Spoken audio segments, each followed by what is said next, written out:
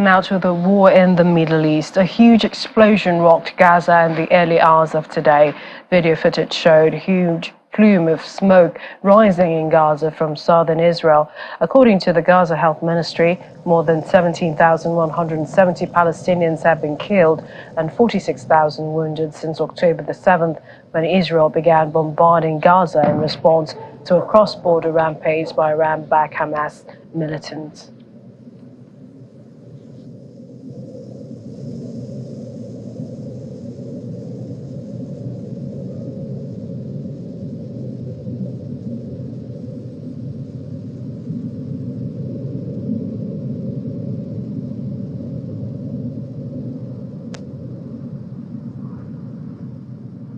Meanwhile, clouds of smoke and explosions can be seen over the hills along the fraught border between Israel and Lebanon.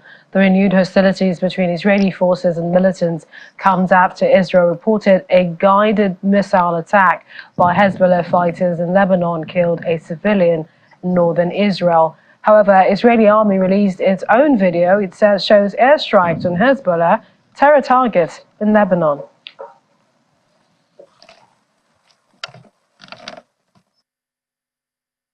Call it a threat or warning, but Israeli Prime Minister Benjamin Netanyahu has said Beirut would be left devastated like Gaza if Lebanon-based Hezbollah started a war. During a visit to troops at the border with Lebanon, Mr. Netanyahu said in his words, if Hezbollah chooses to start an all-out war, then it will, by its own hand, turn Beirut and southern Lebanon, not far from here, into Gaza and Khan Yunis. Mr. Netanyahu and his defense minister, Yoav Gallant, accompanied with Chief General of Staff Herzi Halevi, were briefed at the Israel's Army Northern Command, where he met staff officers and other soldiers. Meanwhile, the UN High Commissioner for Refugees, Filippo Grandi, is calling for a ceasefire between Israel and Hamas, a 7-day pause that saw Hamas release some hostages and an increase in humanitarian aid expired December the 1st. Mr. Grandi made this call in order to allow meaningful humanitarian aid into Gaza again.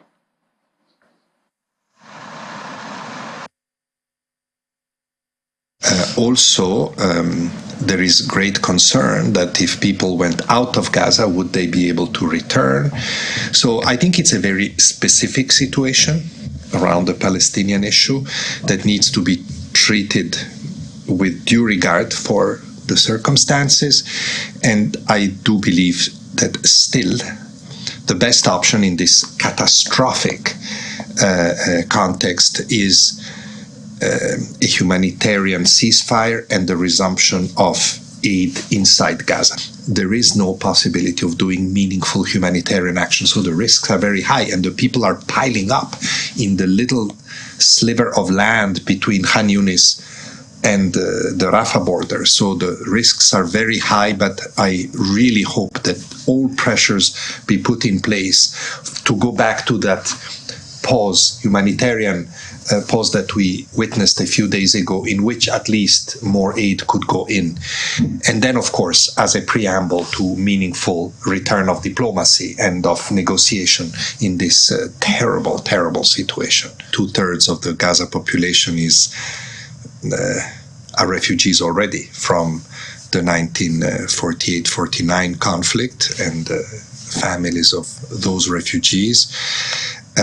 So this would be additional trauma for a population that is still impacted by that initial flight.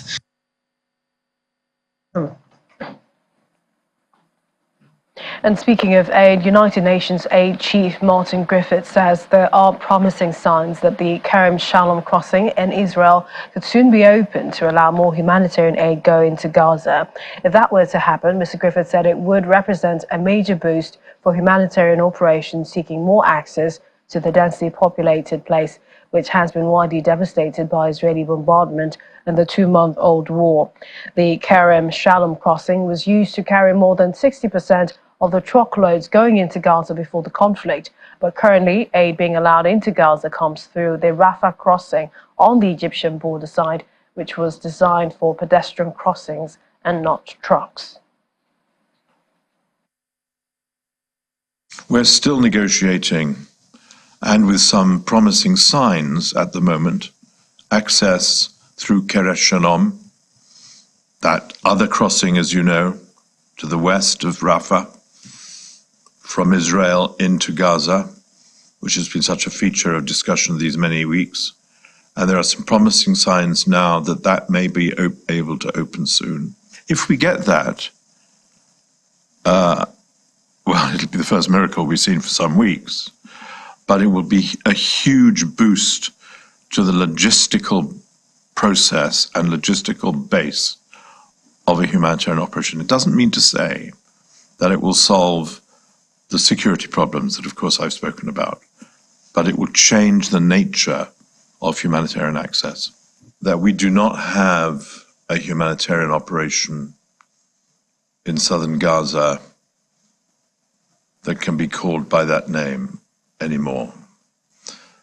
That the pace of the military assault in southern Gaza is a repeat of the assault in northern Gaza, that it has made no place safe for civilians in southern Gaza, which had been a cornerstone of the humanitarian plan to protect civilians and thus to provide aid to them.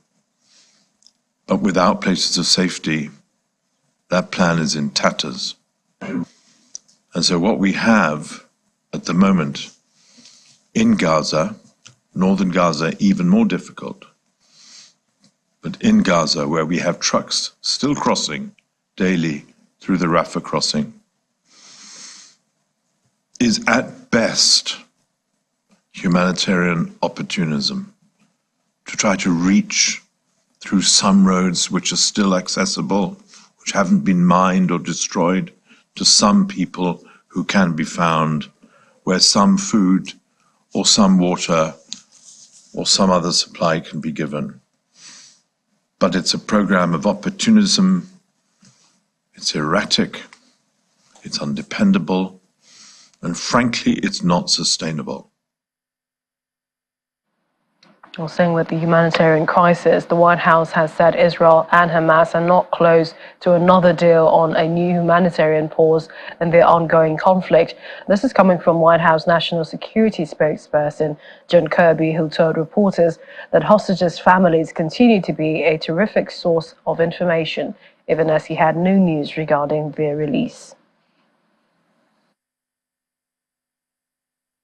We're not close to inking another deal on a humanitarian pause, and nor do I have any news to break here today about the return of hostages, either ours or those of many other countries that are being held hostage. We're still trying to get as much information as we can about the hostages that are being held. We have some information, as I said before, on some of the hostages because their families are talking to us, and that's been a terrific source of information and context. Meanwhile, U.S. Secretary of State Anthony Blinken says there is a gap between Israel's intent to protect civilians and the results on ground in Gaza. Speaking during a joint news conference with British Foreign Secretary David Cameron, Mr. Blinken says it remains imperative that Israel put a premium on safeguarding civilians, adding that Washington talks to Israel on a regular basis about the protection of civilian lives. This comes after residents reported fierce battles in the southern Gaza's largest city of Khan Yunis. Israelis have been evacuating neighborhoods instead of entire cities, so focusing in on a much more deliberate way on those who may be in harm's way as they conduct the campaign against Hamas, establishing some deconfliction areas, some safe areas that people can go to, where they can be safe from being in the line of fire, and having a more narrowly focused area of where this military operation is actually being conducted. Having said that, as we stand here almost a week into this campaign in the South after the end of the humanitarian pause, it is imperative, it remains imperative that Israel put a premium on civilian protection. And there does remain a gap between exactly what I said when I was there, the intent to protect civilians, and the actual results that we're seeing on the ground. We continue to recognize the extraordinary difficulty of this task. as Israel is dealing with a terrorist adversary that intentionally embeds itself with civilians. But again, Israel has an obligation to do everything possible to put a premium on protecting civilians and maximizing humanitarian assistance. This is something that we're talking about with the Israelis on a regular basis, including as recently as today, and including in the President's conversation with Prime Minister Netanyahu earlier today. Genuinely a pleasure. Staying with that joint news conference, British Foreign Secretary David Cameron made calls to start thinking about the future of Gaza after the Israeli military operation comes to an end. Mr. Cameron reiterated the UK's support for Israel's right to self-defense and also backed a two-state solution to the conflict, saying it was in Israel's long-term security interests. We stand with you in supporting Israel and its right to defend itself and to make sure that they deal with the murderous terrorist sect that is Hamas, that did those appalling things on October the 7th, while at the same time stressing the importance of obeying international humanitarian law and trying to minimize civilian casualties. I very much agree with what you said about the hostage situation. There's no justification for taking and holding hostages in this way. They should all be released, and it's important that those hostages are given access to, or the ICRC is given access to them in the meantime. We have to start not only providing the aid that is necessary for people in Gaza, possibly using maritime routes as well as land-based routes if that is necessary, but also thinking about the future after this military operation is over. And we discussed in our meeting how that's about how we build up and revitalize the Palestinian Authority. It's about how we stand up a plan for what happens after this operation is over and how we map out a future to a secure future for both Israel and for the Palestinian people. And we're committed to working together and with others to get that done. And for the European Union, the safety of journalists in conflict zones is an ongoing concern. Speaking at a press briefing, EU Commission spokesperson Peter Stano reiterated that journalists must be free and safe to exercise their professional duties. This comes after an Israeli tank crew killed Reuters journalist Issam Abdallah and wounded 6 reporters in Lebanon on October the 13th by firing 2 shells in quick succession from Israel while the journalists were filming cross-border shelling. In the same vein, Amnesty International says killing of journalists must be investigated as a war crime, while Human Rights Watch HRW, in a separate report, said the 2 Israeli strikes were an apparently deliberate attack on civilians and thus a war crime, saying those responsible must be held to account. However, an Israeli government spokesperson denied Israeli forces targeted non-combatants. Ongoing concern of the European Union for the safety of journalists, and so that the journalists can exercise their professional duty in safety, of course, without being endangered. So every time a journalist or media worker is killed, injured, or prevented to work, this is a source of concern for the European Union, and we speak out against this regularly. And we, of course, demand the respective authorities who are involved or in charge or oversee the situation to provide explanations and to investigate the issues. We don't have any feedback on this particular case from the relevant authorities. We understand the internal investigation is also ongoing, but what is important for us is the principle to speak up for the rights of the journalists, to advocate for the protection of the journalists, and to make sure to everyone that journalists must be free and safe to exercise their professional duties, especially in the situations of conflict, where it's crucial for the world public to get information from the ground about what is going on. And Israeli students currently on a visit to Germany recalled the Hamas attacks on October the 7th. This was during a meeting with German students on Thursday. During their visit, the students described their experiences, detailing how they tried to hide in safe rooms or in the community center of kibbutz, and that they had to learn about kidnapped or murdered friends after they were brought to safety. After all it happened, we heard that the terrorists killed someone on the way we passed his house, at the time we passed his house. So I don't know how they didn't see us, but they didn't, lucky for us again. And then we got into our house, we locked the door and closed the blinds. And then we got into the safe room. The safe room can be locked. And after 10 hours, the military and the first responder community team got us out and evacuated us to the community center. And then there, I found out that one of my best friend that I grew up with since we were babies, she's in my grade, got murdered with her father.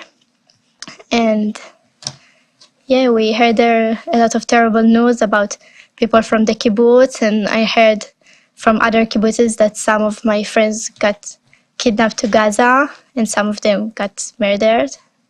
We had an encounter with another car full of terrorists, and we didn't understand that because it was the start of the event.